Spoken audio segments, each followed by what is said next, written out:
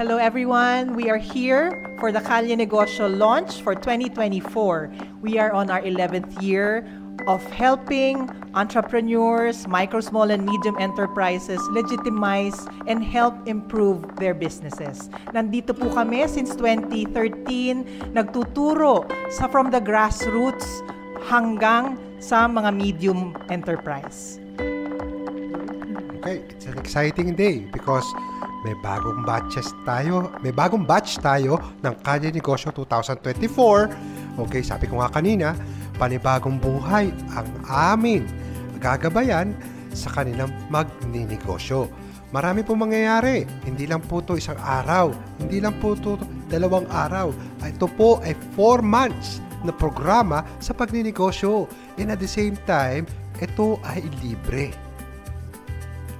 Kaya nga po, ngayon po inaanyayahan namin kayo tumulong sa mga maliliit na negosyante dahil kagaya po namin, tumutulong po kami, may mga puso po kami para tumulong sa mga maliliit na negosyo and in the hopes na magpa-pay forward din po sila kagaya ng ginagawa namin. So, ang amin pong laging sinasabi sa kanila, always find your purpose and do what you're passionate about and always keep it in your heart para po ang inyong paglago ay tuloy-tuloy. Papasalamat kami sa mga tao na sumusuporta sa Kalye Negosyo. Kasama po natin sa Kalye Negosyo si former Secretary Lopez, si Dean Pax Lapid, si Vic Madlangbayan, si Paolo Tibig, si Arman Benko, at ang aming super friend na si Tess Di Maculangan, si Henry Tenedero,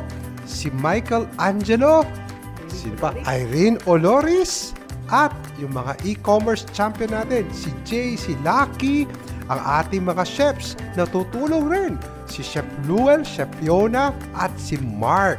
Kasama rin po natin yung mga magdi-design ng mga packaging, si Mentor Romel, si Jordan, okay, si Miss Rachel, di ba? Right. Okay. So, para po sa inyong kaalaman, ang Kalye Negosyo ay para pong entrepreneurship programa ng mga maliliit na negosyo.